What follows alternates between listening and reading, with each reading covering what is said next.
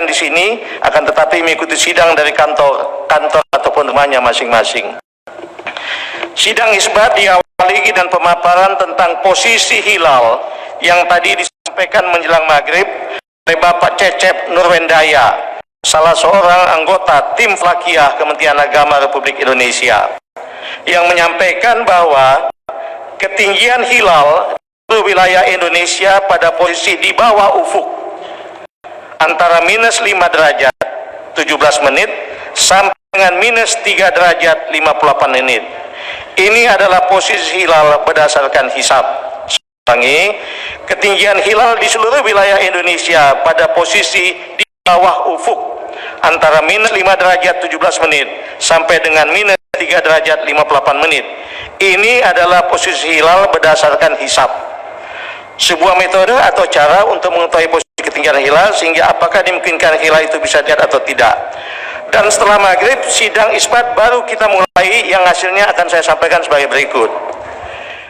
Untuk diketahui seluruh umat Islam Indonesia khususnya dan masyarakat secara umum bahwa sidang isbat adalah wujud atau manifestasi atau pengejawantahan dari Fatwa Majelis Ulama Indonesia nomor 2 tahun 2004 yang menyatakan bahwa penetapan 1 Ramadan, 1 Syawal dan 1 Zulhijjah dilakukan oleh pemerintah, dalam hal ini Kementerian Agama, dengan berkonsultasi dengan Majelis Ulama Indonesia dan melibatkan ormas-ormas Islam Indonesia. Dalam melaksanakan sidang isbat, Kementerian Agama selalu menggunakan 2 metode yang selama ini menjadi bagian yang tidak terpisahkan satu dengan yang lain, yaitu metode hisab bagaimana yang saya sampaikan tadi, atau dengan cara perhitungan, dan yang kedua metode ruqyat dengan cara melihat langsung keberadaan hilal. 2 metode, hisab dengan perhitungan, dan yang kedua metode ruqyat dengan cara melihat langsung keberadaan hilal. Untuk dipahami bersama bahwa 2 metode ini, metode hisab dan ruqyat, bukanlah 2 metode yang diberhadapkan atau saling dibenturkan. Keduanya adalah metode yang saling melengkapi satu dengan yang lain. Keduanya sama pentingnya, karena seorang peruqyat tentu dia harus menguasai hisab. Tanpa hisab tidak bisa meruqyat dengan baik. Begitu juga hisab sebagai sebuah hal yang sifatnya informatif tentang posisi ketinggian hilal lalu diruqyat. Pemerintah sejak dulu melalui Kementerian Agama selalu menggunakan kedua metode tersebut, karena betapa pentingnya kedua metode ini saling melengkapi satu dengan yang lain. Informasi hitungan hisab telah dikonfirmasi dengan laporan sejumlah petugas Kementerian Agama di daerah yang kita tempatkan tidak kurang di 80 titik ruqyah di 34 provinsi seluruh wilayah tanah air Indonesia. Dari 80 titik, semua melaporkan tidak melihat hilal sebagaimana yang dilaporkan oleh Direktur Urusan Agama Islam dan Pembinaan Syariah. Saya ulangi, semuanya melaporkan tidak melihat hilal sebagaimana yang dilaporkan oleh Direktur Urusan Agama Islam dan Pembinaan Syariah. Oleh karenanya, dengan 2 hal tadi, yaitu hisab posisi hilal masih di bawah ufuk, dan lalu kemudian laporan ruqyatul hilal tidak melihat hilal, karenanya sidang isbat secara bulat menyatakan bahwa 1 Syawal tahun 1441 Hijriah jatuh pada hari Ahad atau Minggu tanggal 24 Mei 2020. Saya ulangi,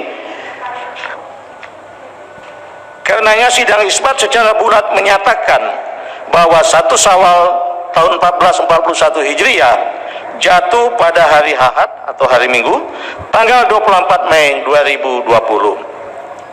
Inilah hasil sidang isbat yang baru saja kita laksanakan dan kita sepakati bersama. Dan tentu kita berharap mudah-mudahan dengan hasil sidang isbat ini seluruh umat Islam di Indonesia akan berhari raya Idul Fitri tahun ini secara bersama-sama, dan mudah-mudahan ini adalah simbol, cerminan dan kebersamaan umat Islam di Indonesia. Kebersamaan ini mudah-mudahan menjadi wujud dari kebersamaan kita sebagai sesama anak bangsa untuk juga menatap masa depan bangsa kita lebih baik secara bersama-sama. Saya tambahkan informasi bahwa Saudi Arabia juga jatuh pada tanggal hari Ahad tanggal 24 Mei 2020. Inilah laporan dari sidang isbat, dan tentu saja nanti kami persilakan dengan hormat Bapak mewakil Majelis Ulama untuk juga bisa menyampaikan beberapa hal yang jaga penting, juga nanti Bapak Ketua Komisi 8 DPR RI, dan mohon juga Bapak Wakil Menteri Agama bisa menambahkan beberapa informasi yang perlu diketahui oleh para pemirsa. Selanjutnya dengan hormat saya silakan wakil dari Bapak Majelis Ulama, silakan. Bismillahirrahmanirrahim. Assalamualaikum warahmatullahi wabarakatuh. Alhamdulillah wassalatu wassalamu ala Rasulillah Sayyidina Muhammad bin Abdullah wa ala alihi wa sahbihi wa man wala. Yang kami hormati Bapak Menteri Agama, Bapak Wakil Menteri Agama, beserta seluruh jajarannya, Bapak Ketua Komisi 8 DPR RI, para pemirsa umat Islam dan seluruh bangsa Indonesia, bahwa kita baru saja menetapkan bersama-sama pada sidang isbat tentang jatuhnya 1 Syawal 1441 Hijriah yang insya Allah berhari raya Idul Fitri pada hari Ahad atau hari Minggu pada tanggal 24 Mei 2020 yang tadi bersama-sama kompak telah diputuskan itu sebagai hari raya Idul Fitri.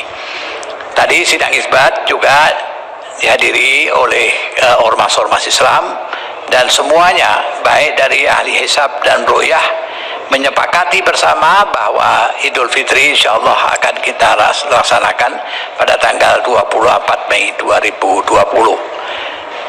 Bapak Ibu sekalian, bahwa di suasana Idul Fitri ini kita alhamdulillah bersyukur kehadirat Allah Subhanahu wa taala, kita dapat melaksanakan Idul Fitri bersama-sama walaupun dalam suasana di beberapa daerah dilaksanakannya PSBB ya.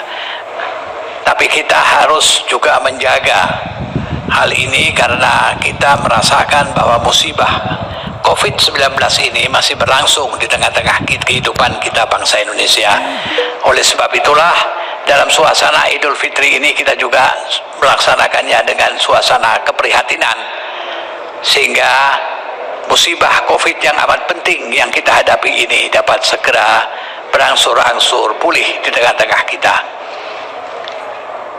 Bapak Ibu sekalian, tentunya ada beberapa hal kami dari Majelis Ulama Indonesia perlu menyampaikan beberapa hal-hal penting, termasuk pelaksanaan sholat Idul Fitri yang di beberapa daerah itu banyak bertanya mengenai bagaimana pelaksanaan Idul Fitri itu, sholat Idul Fitri itu sendiri. Memang kita mengharapkan bagi dalam suasana musibah corona ini agar kita melaksanakan sholat Idul Fitri di rumah masing-masing.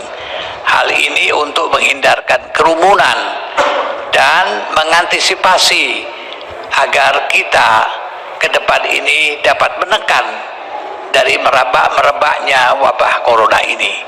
Oleh sebab itulah maka Majelis Ulama Indonesia dengan fatwanya nomor 28 tahun 2020 menyampaikan bahwa sholat Idul Fitri itu bukan hal yang dilarang, karena di sana sini dikatakan dilarang sholat Idul Fitri, bukan dilarang, tetapi kita mengindahkan sebuah kaidah darul mafasid muqaddamun alal jalbil masalih. Kita ini hendaknya jangan menghindarkan kerusakan, menghindarkan kemudaratan daripada kita mengambil maslahah. Sholat Jumat saja kita menyampaikan dapat kita laksanakan di rumah secara sendiri ataupun berjamaah, itu yang wajib, apalagi sholat Idul Fitri yang sunnah. Jadi bagi kita Majelis Ulama Indonesia mempunyai pertimbangan agar untuk menekan merebaknya wabah corona ini sebaiknya kita sholat di rumah masing-masing. Memang ada beberapa kekecualian bagi daerah yang zona hijau yang terkendali, tetapi bagaimana kita mengantisipasi zona hijau itu kalau sudah di lapangan yang terbuka, sehingga dari sana sini yang kita tidak tahu mereka itu datang untuk bersolat Idul Fitri, dan terkadang menjaga distancing aja, jarak untuk sholat, untuk tidak saling merapat itu agak susah. Walaupun teorinya kita akan bisa laksanakan seperti itu, tetapi pada prakteknya akan amat susah. Nah, untuk mengantisipasi seperti ini, maka kita laksanakanlah sholat Id kali ini. Kita bersabar. Dengan kita bersabar ini insya Allah Allah akan memberikan jalan keluar yang sebaik-baiknya. As-sabru miftahul faraj, kata pepatah, bahwa kesabaran itu adalah kunci kesuksesan, kunci keberhasilan kita menekan wabah corona yang akan datang ini. Bapak Ibu sekalian, para pemirsa umat Islam dan bangsa Indonesia, bahwa kita saat ini sedang dirundung masalah musibah yang besar ini. Tetapi hendaknya sesudah Idul Fitri pun kita harus tetap merajut kebersamaan kita, persaudaraan kita, sehingga kita dapat bersama-sama menanggulangi wabah corona ini bersama-sama, sehingga kita dapat menatap masa depan bangsa ini dengan lebih baik ke depan. Mudah-mudahan Allah Subhanahu wa Ta'ala akan dapat menjaga kita, memelihara kita, serta mengeluarkan kita dari kondisi yang terpuruk ini kepada kondisi yang lebih baik di masa depan yang akan datang. Ja'alallahu wa iyyakum minal ladzina yastami'una al-qaula wa yattabi'una ahsanah. Adanallahu wa iyyakum ajma'in. Wassalamualaikum warahmatullahi wabarakatuh. Waalaikumsalam warahmatullahi wabarakatuh. Terima kasih banyak pada Bapak Kiai Haji Abdullah Zaidi. Mohon berkenan Bapak Yandri Susanto, Ketua Komisi 8 DPR RI, untuk berkenan menyampaikan beberapa pesan. Mohon berkenan, Pak. Terima kasih Pak Menteri. Assalamualaikum warahmatullahi wabarakatuh. Alhamdulillahirabbil alamin. Wassalatu wassalamu ala asyrafil anbiya'i wal mursalin wa ala alihi wa sahbihi ajmain. Asyhadu an la ilaha illallah wahdahu la syarikalah wa asyhadu anna Muhammadar Rasulullah la nabiyya ba'dah. Yang saya hormati Pak Menteri Agama Republik Indonesia, yang saya hormati Pak Wakil Menteri Agama Republik Indonesia, Pak Dirjen Bimas Islam, wabil khusus dari Majelis Ulama Indonesia Pak Abdul Jaidi, dan yang saya banggakan, saya hormati seluruh umat Islam.